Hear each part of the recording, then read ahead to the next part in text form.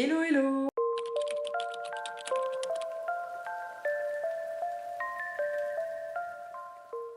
J'espère que vous allez tous très bien. Aujourd'hui, je suis trop contente de vous retrouver dans ce petit vlog lecture qui n'était pas du tout prévu à la base. Mais depuis que j'ai accouché, j'ai remarqué que mon rythme de lecture a énormément baissé, ce qui est normal en soi parce que j'ai plein de choses à faire et du coup le soir quand je peux enfin me poser et lire, je suis fatiguée, j'ai qu'une envie d'aller me coucher. Donc ce qui est normal, mais pour pas vous mentir, ça me fait extrêmement chier. J'ai vraiment envie de reprendre un bon rythme de lecture, surtout depuis que j'ai enfin fini de tout agencer. Pour ceux qui n'ont pas vu, j'en ai fait une petite vidéo, le lien sera dans la description si ça vous intéresse. Et donc pour ce petit vlog lecture, j'ai décidé de lire Un automne pour te pardonner de Morgane Moncombe.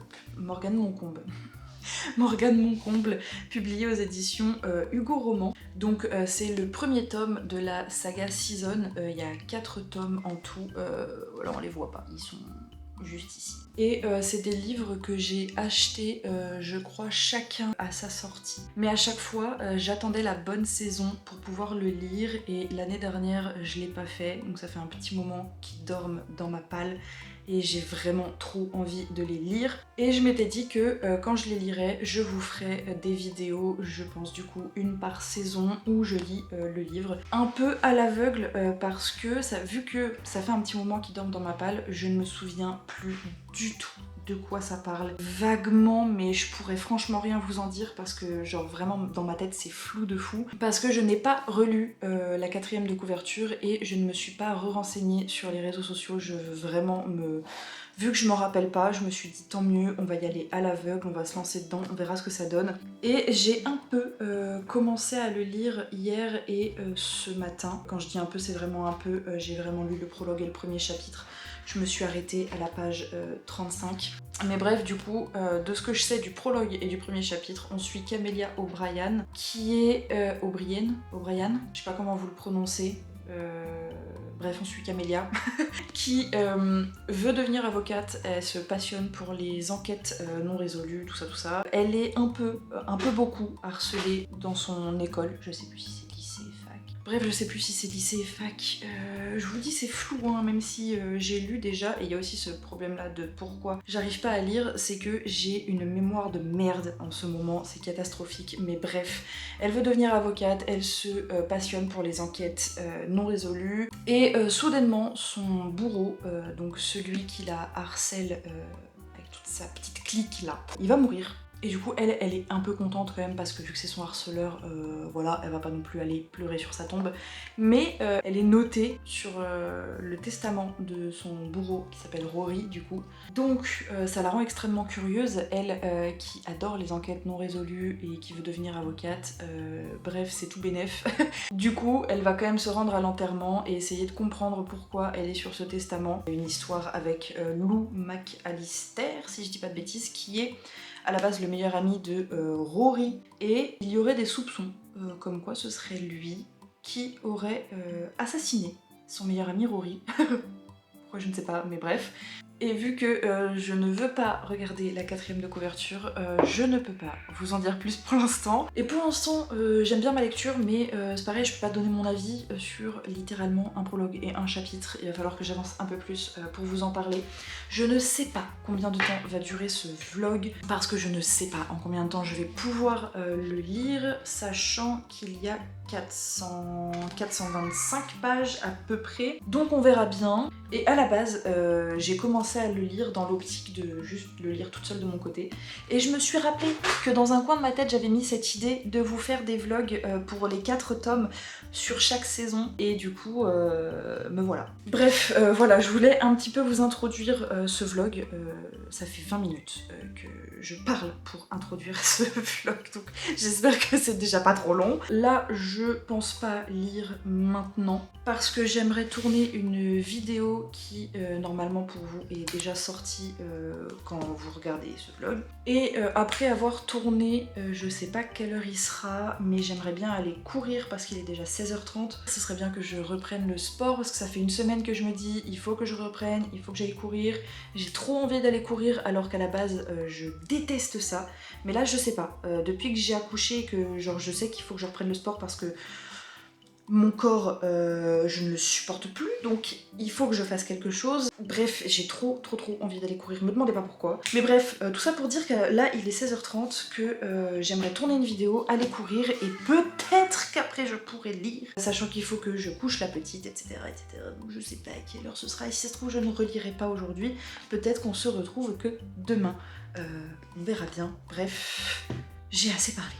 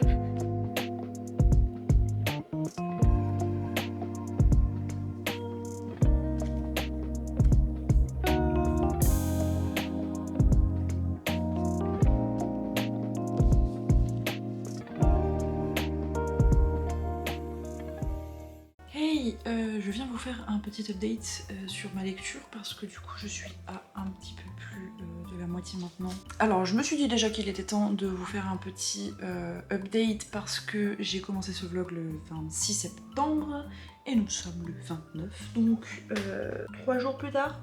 C'est pas facile, hein. Voilà, comme je vous le disais au début, j'ai un rythme de lecture catastrophique. C'est difficile en ce moment d'arriver à lire plus que ce que je fais là, parce que je trouve que je lis déjà quand même pas mal par rapport au tout début en tout cas, parce que j'ai eu une grosse panne de lecture après l'accouchement et tout ça, donc là ça revient petit à petit, je le réintroduis dans mon quotidien. Surtout que là du coup avec ce petit vlog lecture, je me force à lire plus. Là normalement on est lundi aujourd'hui à l'heure où je tourne cette vidéo, et du coup le lundi j'aime bien, généralement je me mets toute la journée à faire du montage pour que les 2 vidéos sur mes 2 chaînes puissent sortir en fin de semaine. Et généralement quand je fais ça à partir du lundi, le mercredi soir voire jeudi dans la journée j'ai terminé, comme ça j'ai mon vendredi, samedi, dimanche au moins de tranquille. Parfois j'arrive à rajouter le jeudi et c'est très bien. Quand je dis tranquille, c'est que du coup j'ai le temps pour faire d'autres choses que du montage,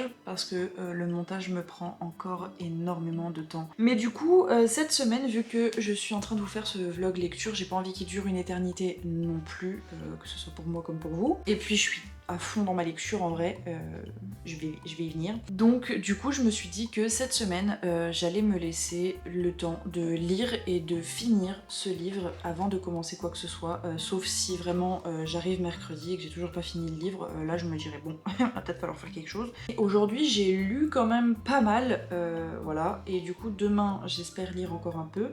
Je vais lire encore ce soir. J'aimerais au max que d'ici la semaine prochaine il soit fini quand même, ce serait pas trop mal. Mais du coup bref, là je suis en plein milieu du chapitre, pas de numéro à ce chapitre là parce que vous allez comprendre quand vous le lirez, ou vous me comprenez si vous l'avez déjà lu. Mais je suis du coup au chapitre 17 et c'est un chapitre ce soir là. Et du coup on commence un petit peu à en savoir un peu plus sur qui est qui fait quoi. Il y a plein d'énigmes parce que Rory a tourné son assassinat en espèce de jeu d'énigmes, genre un Cluedo géant où chaque personne est un pion.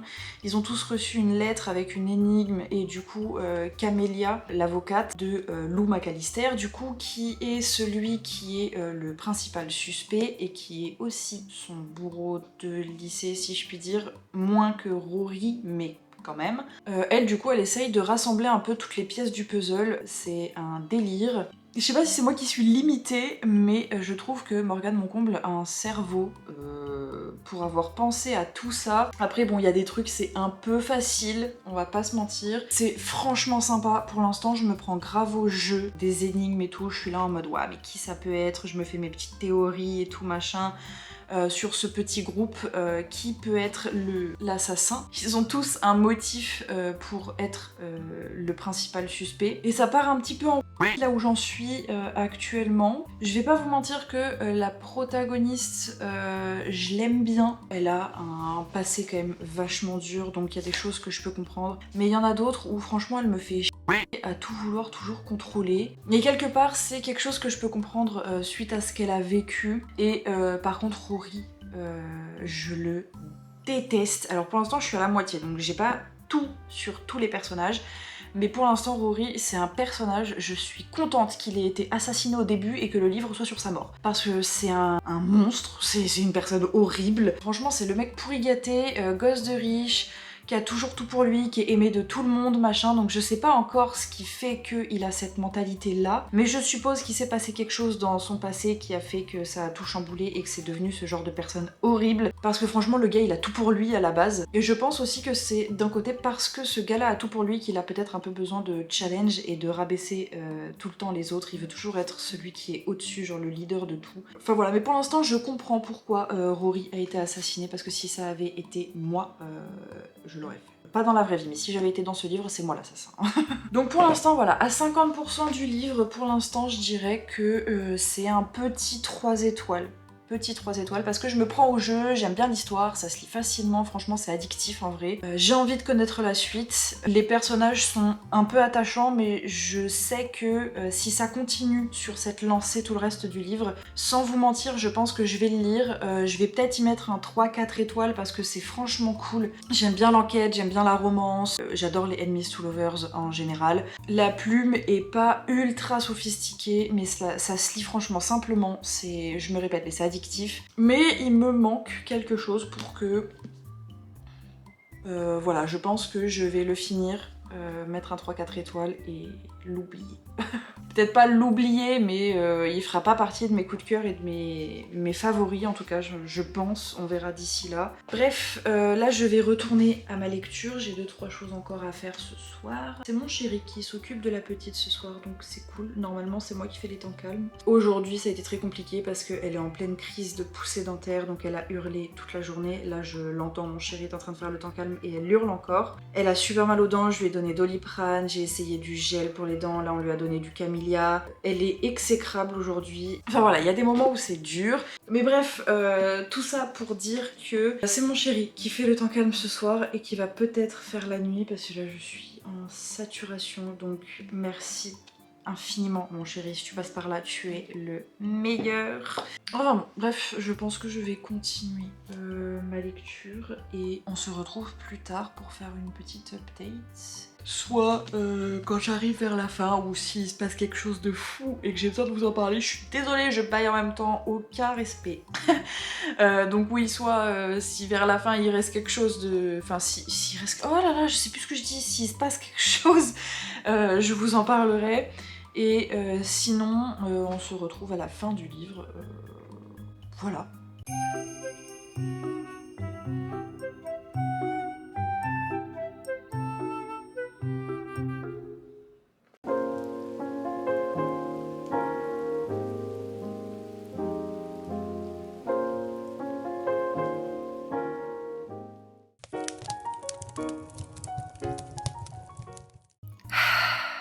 Si la qualité est un petit peu différente, c'est parce que je filme avec mon téléphone.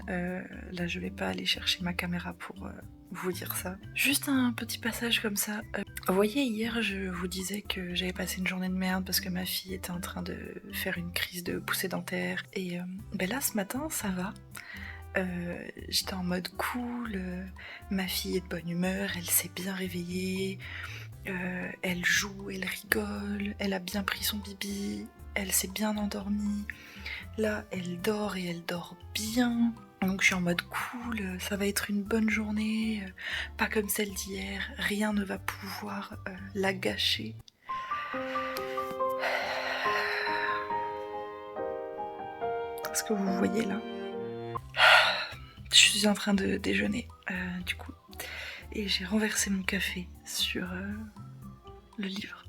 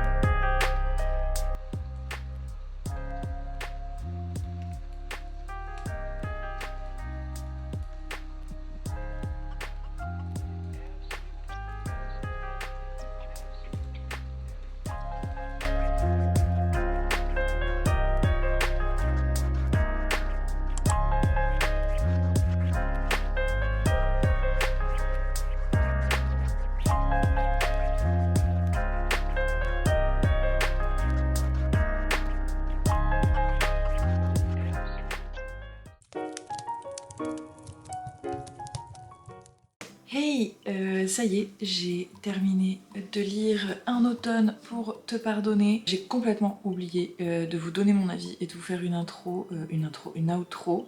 Après bon ça va, je l'ai terminé hier. Et oui, pour cette outro, aucun effort de fait. Je suis littéralement en plaid parce que j'ai froid. Pour vous dire, j'ai mon pyjama, une veste que j'ai piquée à mon père quand j'étais au collège et que je porte toujours depuis le collège, c'est pour ça qu'elle est défoncée de partout, plus un plaid, mais c'est bien, c'est parfait, on est dans le mood automnal, on est en plein dedans.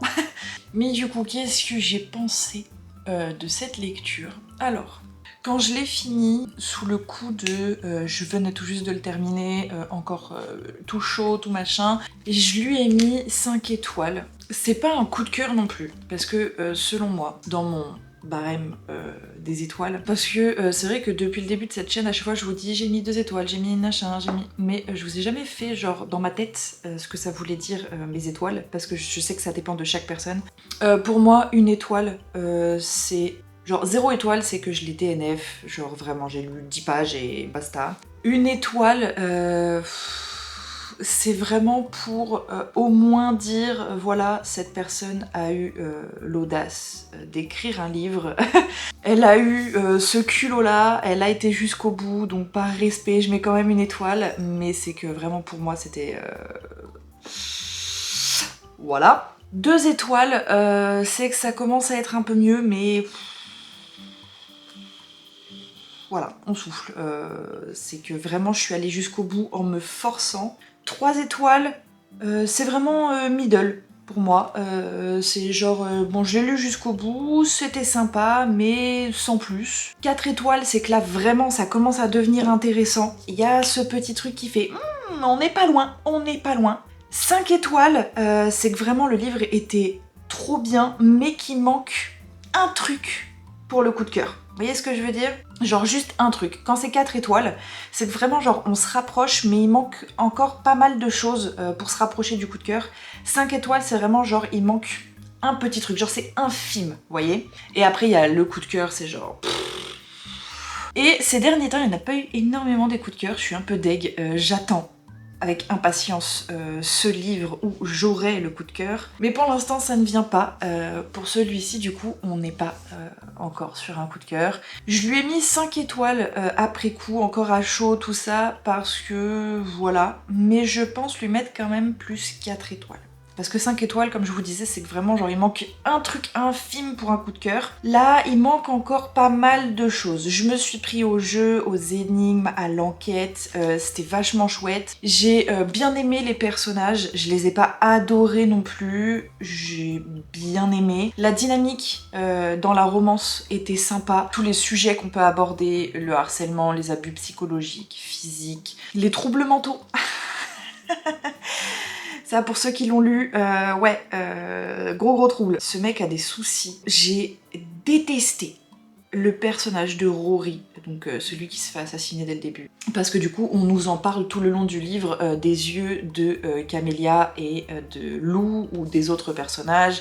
Et puis il y a des petites parties, sans vous spoil, où on a des chapitres sur ce qui s'est passé le soir du meurtre. Et les parties qui se passent sur ce soir-là sont du point de vue de Rory. Et même de son point de vue, je n'ai pas réussi à trouver un petit peu d'empathie pour cette personne. Vraiment, je l'ai détesté au plus profond de moi-même. Très clairement, ce gars-là a des troubles psychologiques. Il aurait fallu qu'il consulte avant de mourir, vraiment. Ça l'aurait peut-être aidé. Et par contre, je reviens sur les trigger warnings et sur le fait que c'est un livre pour public averti, parce que même si au début, on peut se dire encore, ça peut passer, même si on parle de harcèlement, de meurtre quand même, hein, juste comme ça. Mais vers la fin, enfin milieu, fin, vers par là, je dirais, je sais plus trop exactement, il y a une scène un petit peu... sans trop vous spoiler, Camélia vit quelque chose pour l'enquête. Elle veut rentrer dans le vif du sujet pour enquêter, sauf qu'elle aurait jamais dû faire ça. Si j'avais été à sa place, franchement, ça m'aurait créé des traumas... je pense que je serais plus jamais ressortie de mon lit. Vraiment, à ce moment-là, elle vit des choses avec d'autres gens, vous comprendrez quand vous le lirez, et ceux qui l'ont lu, vous voyez très bien de quel passage je veux parler. C'est juste ignoble, très franchement, j'ai failli revomir tout ce que j'avais mangé dans la journée. Alors quand je repense aux scènes, je suis pas loin, et je suis pas une drama queen, hein. Juste vraiment, j'ai le vomi facile depuis que je suis tombée enceinte. Et ensuite... les scènes de smut, on souffle quoi, on souffle. Parce que j'ai rien contre les scènes de smut, ok, j'ai lu plusieurs livres dans lesquels il y a des scènes de smut, quand c'est bien amené, franchement moi j'aime bien ça, quand ça apporte quelque chose au livre et à la romance, j'ai aucun problème là-dessus. Je vous parle toujours du même livre, mais dans Fourth Wing par exemple, il y a quelques scènes et ok là il y a une tension, il y a un truc et... Voilà. Ou par exemple, pour vous donner un petit exemple d'un livre qu'a écrit Morgane Moncomble, dans L'As de cœur, moi j'avais adoré tout le livre, toute l'intrigue, même les scènes de smut et tout, genre. Mais dans celui-là, dès que j'arrivais à une scène où je savais qu'il allait se passer ce genre de choses, sauf si ils parlaient en même temps de choses intéressantes, oui parce qu'ils arrivent à coucher ensemble tout en ayant des conversations ultra profondes sur ce qui est en train de se passer pendant l'enquête. Qui fait ça? Qui fait ça? Mais bref, non, sans ça en soi, quand j'arrivais sur des scènes comme ça, vraiment je lisais en diagonale, je lisais en vite, ça y est, c'est passé, on reprend calmement la lecture. Parce que vraiment, il y a des fois où je souffle, vraiment, parfois ça me gêne, voilà, et même ça peut en venir à me dégoûter. Il y en a une scène, je crois que c'est la première ou la deuxième, je sais plus, où ils font quelque chose, sans vous spoil encore une fois, dans l'enceinte, enfin dans la maison des Cavendish, qui est donc la famille de celui qui a été assassiné. Ils sont là-bas, il se passe un truc, et il y a une scène à la fin, je vous dis j'ai le vomi facile, hein. Rien que d'y repenser, moi ça m'a dégoûtée. Je sais pas si je suis trop sensible, si je suis une petite chochotte par rapport aux scènes de smut, mais il y en a, vous voyez, quand c'est bien amené, quand vraiment dans l'histoire ça amène de la tension, qu'il y a un truc, j'adore ça, mais alors là-dedans, là, ça m'a un peu saoulée. Et j'ai très peur parce que dans l'étagère que vous voyez pas là, j'ai le tome 1 de Hadès et Perséphone, que j'avais trop envie de lire parce que mythologie, j'adore ça. Et en plus déjà parce que l'objet livre, excusez-moi, mais toute la saga en version collector, ils sont incroyables. Mais ce qui me fait peur, c'est que c'est du smut, du cul, du smut, du cul, du cul, du cul. Genre vraiment, j'ai une amie, j'en ai parlé avec elle parce qu'on parlait de celui-là que j'ai mis en story, était en mode ouais, je l'ai lu aussi et tout machin, du coup on en a parlé vite fait. Elle me dit qu'elle a lu Hadès et Perséphone et du coup je lui demande parce que j'hésite franchement à le lire. J'ai trop envie de le lire, mais il y a une part de moi qui hésite énormément parce que le smut. Et du coup je lui demande et elle m'a juste dit c'est des putains de lapins. Elle m'a dit en fait que dès la première fois où il commençait à faire des trucs, après c'était genre tous les chapitres. Mais là celui-là, pour vous rassurer, il n'y a pas que ça. Vraiment, genre il n'y a pas que ça, il doit y avoir 2-3 scènes. C'est pas énorme franchement par rapport à d'autres livres que j'ai pu lire, il y en a d'autres où déjà c'était quelque chose. Mais celui-là franchement non ça va, c'est juste que c'est que mon avis, c'est vraiment personnel, mais pour moi c'est pas assez bien amené, ça rajoute pas grand chose. Enfin, il doit y avoir une scène où ok tu vois, mais voilà, ça décrit très bien ce que j'ai ressenti, juste je souffle. Mais autrement, en ce qui concerne l'histoire, l'enquête, les personnages, tout ça, j'ai adoré le plot twist. Il faut qu'on parle du plot twist, pourquoi je vous en ai pas parlé jusque là en fait, j'étais trop j'étais trop là sur le smut machin, mais le plot twist, Morgane, mon comble, elle est trop forte pour les plot twists. Déjà, dans l'As de cœur. J'avais surkiffé le plot twist, franchement je m'y étais pas attendue du tout, même si c'était un petit peu prévisible. Mais dans celui-là, comme je vous disais que j'en ai parlé avec une amie hier, comme elle l'a très bien dit, en fait c'était tellement évident que genre on pouvait pas y penser. C'est vraiment, ça résume pour moi le plot twist, genre elle avait trop raison quand elle a dit ça. J'ai pensé à tout, franchement j'ai fait des théories et tout, et j'ai eu raison sur quasi toutes mes théories, notamment la plus grande sur qui était à l'origine de ce meurtre. Mais alors la fin, j'y étais mais pas du tout. Donc voilà, et je suis dégoûtée parce qu'il y a une belle trace de café dessus. Mais c'est pas grave. Ça fera un souvenir de ma lecture de ce livre. Du coup voilà, je pense qu'on est plus sur un 4 étoiles qu'autre chose parce que c'est pas un coup de cœur. Et il y a quand même pas mal de choses qui m'ont un peu... Voilà. Il y a des choses aussi pour lesquelles franchement c'est... Déjà il y a des choses pour lesquelles c'était genre prévisible as fuck. Et il y a d'autres trucs où...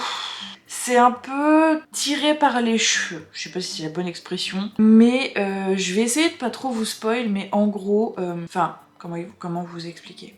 En gros, Rory, celui qui se fait assassiner au début, il laisse des lettres à tous ses proches, un peu en mode énigme, pour qu'ils trouvent qui a été le meurtrier. Et on a un peu toutes les lettres de chacun dans lesquelles il y a des énigmes, et du coup on se prend un peu au jeu à se dire ah qu'est-ce que ça voudrait dire, machin et tout, sur quoi est-ce que ça pourrait rapporter, avec laquelle lettre ça colle, genre si on les assemble ça fait quoi, enfin bref. Il y a que celle de Lou où il y a juste un petit mot en bas à droite de la page et c'est tout. Et vers le milieu, pas loin de la fin, il trouve ce que c'est, enfin ce que ça veut dire, parce qu'il avait toujours pas trouvé ce que voulait dire sa lettre. Pour lui c'était juste un mot comme ça, il était deg parce que Rory lui avait rien laissé. Et à la fin il trouve ce que ça veut dire. Mais la façon dont il trouve, genre je suis désolée mais il aurait pu s'en rendre compte dès le début en fait, genre pourquoi il n'y a pas pensé? Enfin... Vu comme c'est amené, il aurait vraiment pu y penser dès le début, mais c'est peut-être aussi parce que c'est trop simple que du coup il n'y a pas pensé, enfin il peut y avoir plusieurs choses, mais du coup il y a toutes ces petites choses là qui font que parfois ça me sortait de ma lecture et j'étais un peu en mode c'est facile. Et du coup voilà pourquoi je lui mets 4 étoiles, mais c'était franchement une très bonne lecture qui a très bien introduit cette saison d'automne, terminée du coup le 1er jour d'octobre, et puis je suis désolée mais les jaquettes exclusives à la librairie Comptoir du Rêve, là, elles sont... Je peux mourir pour ces... C'est magnifique, c'est incroyable. Voilà ce qui clôture ce vlog lecture saisonnier. J'espère que il vous aura plu, que vous aurez passé un bon moment en ma compagnie. Merci d'avoir regardé cette vidéo jusqu'au bout. Si vous avez envie de continuer à suivre mes aventures livresques et que vous voulez voir les prochains vlogs saisonniers, il y en aura 3 du coup jusqu'à l'été prochain, n'hésitez pas à vous abonner et pourquoi pas activer la petite cloche pour ne rien rater. J'ai ma fille qui est en train de se réveiller donc moi je vais y aller. Je vous souhaite d'excellentes lectures et en attendant je vous dis à vendredi prochain et je vous fais des gros bisous.